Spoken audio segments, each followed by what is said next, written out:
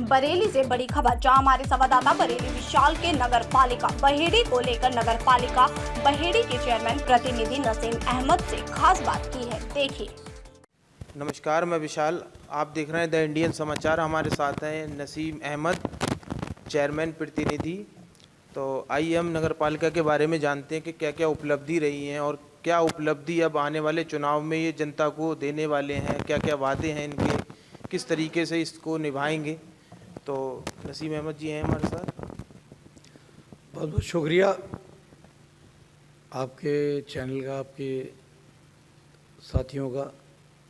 दोस्तों, जो नगर पालिका चुनाव आज से 2017 नवंबर में हुआ था, उसके बाद हम लोगों ने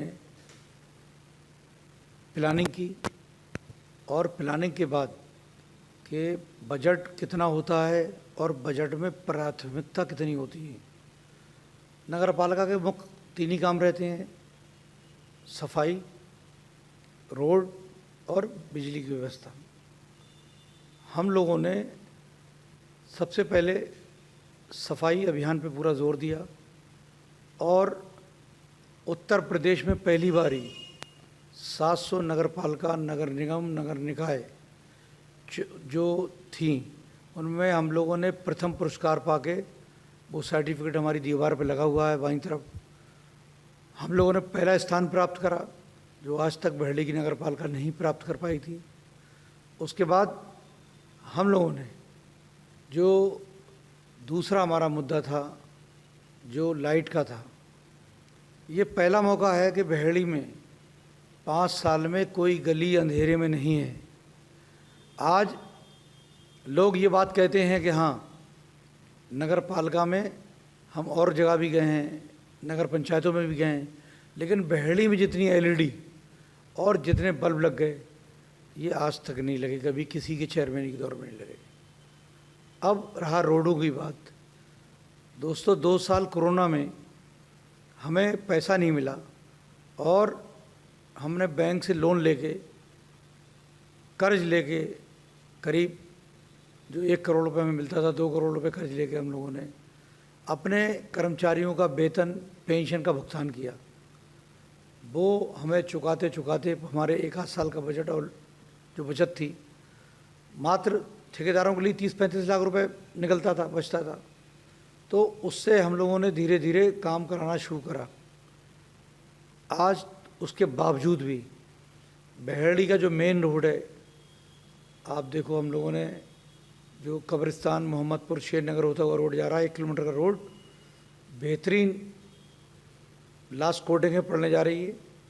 और दूसरा, शाहगढ़ को जो आरसीसी रोड हम दे रहे हैं, मेन हाईवे से लेके और आपके रज़ा चौक तक, उसका काम भी 1-2 दिन में लगने वाला है। कल ईद मिलादुन्नबी है, इस वजह से हम लोगों ने काम नहीं लगाया है। रहा अब्बास नगर का रोड, वो भी पड़ चुका है।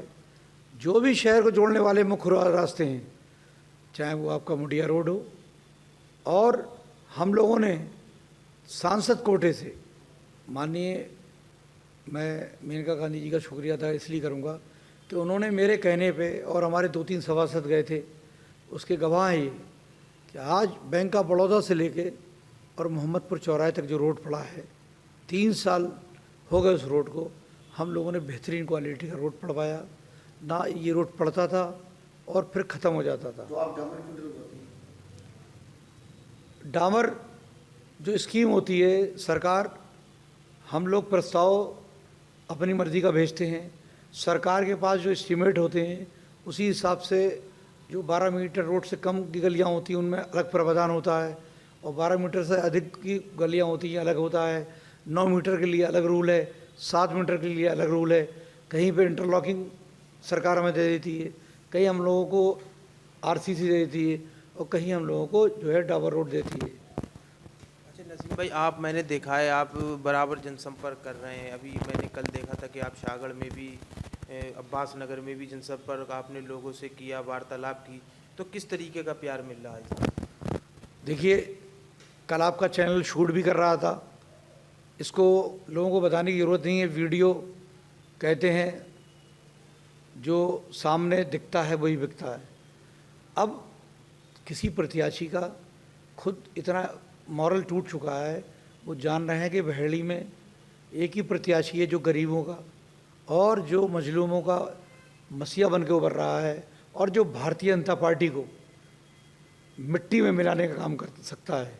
तो वो एक ही शेर है यहाँ का, वो नसीम है। और जिसने आज से 5 साल पहले यूनियन वाले कांड में दिखा दिया था, यहाँ पे लोग जब गुंडागर्दी करके कब्जा करने की कोशिश कर रहे थे, हम लोगों ने उन गुंडों को नियम तोड़ने के लिए हम लोगों ने उनको वहीं खदेड़ खदेड़ के भगाया था। आज भी बहेड़ी नहीं, पूरे बहेड़ी के गांव-गांव तक ये चर्चा होती है। जब लॉकडाउन पड़ा, लॉकडाउन के अंदर आज भी रिकॉर्ड है, मैंने 3-4 राइस मिलों को पूरा खरीद लिया था उनका माल। 89,87,193 रुपये का मैंने माल पूरे 426 गांव में मैंने बांटा, न जाति न धर्म न भेदभाव के आधार पर।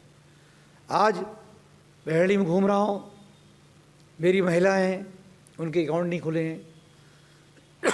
वृद्धा पेंशन, श्रम योजना कार्ड, विकलांग पेंशन जब आपका खाता होगा तभी आएगी। मैं उनकी मदद कर रहा हूँ। अगर 500 रुपये मैं उनके खाते के लिए दे रहा हूँ तो मेरे विरोधी कह रहे हैं कि ये 500 रुपये में वोट खरीदना चाहते हैं।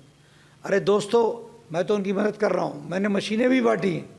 मैं इन प्रत्याशियों से पूछना चाहता हूँ जो पूर्व में हमारे चेयरमैन हैं कि उन्होंने एक सुई बांटी है? अगर एक सुई बांटी हो तो वो मुझे बता दें। अगर मेरी ट्रस्ट है जिसका मैं इनकम टैक्स देता हूँ, ट्रस्ट में मेरे परिवार का पैसा नंबर 1 का, उस ट्रस्ट से मैं साफ बाई लॉज में लिखा है कि आप गरीबों की मदद कर सकते हो, उनका इलाज करा सकते हो, उनको पढ़ा सकते हो, उनकी पढ़ाई की फ़ीस दे सकते हो। उस नंबर 1 के पैसे से पूरी मदद करी जा रही है और अभी आगे करता भी रहूँगा। और जो बहुत सी हम लोगों ने चीज़ें खरीदी थी, इतना बड़ा बिजली विभाग था, उनके पास मशीन स्काई लैडर नहीं था, हम लोगों ने नगर पालिका में स्काई लैडर मशीन खरीदी। जेसीबी पूरे बहेड़ी में किसी सरकारी विभाग के पास नहीं थी, हमने जेसीबी मशीन खरीदी। आज कूड़ा निकालने में बड़े बड़े नालों में आसानी होती है।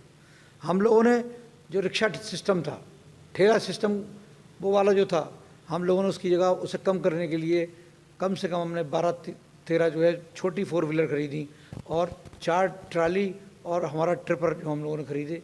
और उनको कूड़ा बहेड़ी में कहीं गंदगी बीमारी ना फैलाए, हमने उस सेंटर का निर्माण कराया जिसे कूड़ा निस्तारण सेंटर कहते हैं। हमारा सेंटर वो शेर रोड पर बना हुआ है।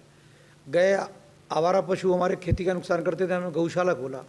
और उत्तर प्रदेश में इस सरकार में कब्रिस्तान कहीं नहीं बनने दिया। ये आपके भाई की उपलब्धि है कि हमने 42 लाख रुपए की लागत से झाजू नगर का कब्रिस्तान बनवा के एक कीर्तिमान स्थापित किया है। और मुसलमानों के लिए ख़ास तरीके से वहाँ नमाज़ पढ़ने के लिए दिक्कत होती थी, सुअर जाते थे वहाँ जहाँ नापाकी होती थी।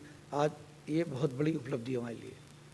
अच्छा, आगे वाले चुनाव जहाँ नापाकी होती थी, आज ये बहुत बड़ी उपलब्धि है हमारे लिए। अच्छा, आगे वाले चुनाव करीब हैं तो क्या क्या प्राथमिकता रहेगी आपकी, या कोई वादे किस तरीके का आप मैनिफेस्टो अपना जारी करना चाह रहे हैं? बिल्कुल सही आप कह रहे हैं कि चुनाव किसी मिशन पे लड़ा जाता है। हम लोगों ने पिछली बार भी वादा करा था कि विधवा होगी उसे मशीन दी जाएगी, उसका पैसा दिया जाएगा। काफ़ी वार्डों में कर चुके हैं, शाहगढ़, अब्बास नगर, अभी टांडे, कुछ मोहल्ले बाकी हैं, उनको हम प्राथमिकता के आधार पर, वो वादा भी हमारा ख़त्म होने वाला है।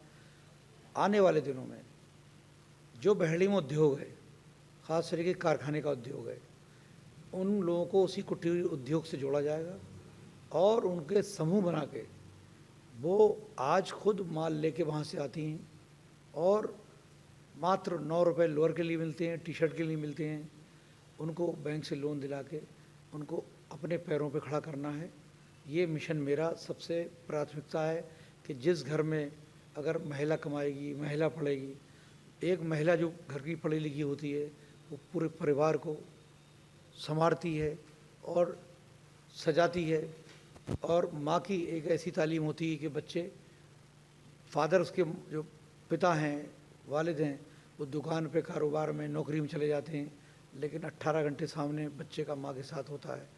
मैं लड़कियों की एजुकेशन पे ध्यान दूंगा और अपने पैसे से सरकार बहेड़ी में इंटर कॉलेज बनवा चुकी कन्या, जहाँ कम से कम मैंने इस साल सैकड़ों एडमिशन कराया। एमजीएम इंटर कॉलेज की जो वर्तमान चेयरमैन होते हैं, मेंबर होते हैं, वहाँ भी मैंने 100 से ज़्यादा एडमिशन कराए। ख़ास तरीके से हमारे अपने वर्ग जो अल्पसंख्यक वर्ग है, वो कमज़ोर वर्ग है, SC वर्ग कमज़ोर वर्ग है, इनके बच्चों को निःशुल्क वहाँ शिक्षा मिल रही है। और कन्या इंटर कॉलेज, एक में इंग्लिश मीडियम, इसके बाद जीतने के बाद मेरा वादा है। और खिलाड़ियों के लिए बहुत दिन से डिमांड है कि नगर पालिका की ज़मीन हमारे पास पड़ी हुई गवर्नमेंट के सामने, हम स्टेडियम का भी एक निर्माण जरूर करवाएंगे उन लोगों के लिए, युवाओं के लिए। तो ये थे हमारे साथ नसीम अहमद जो चेयरमैन प्रतिनिधि थे, और आप देख रहे थे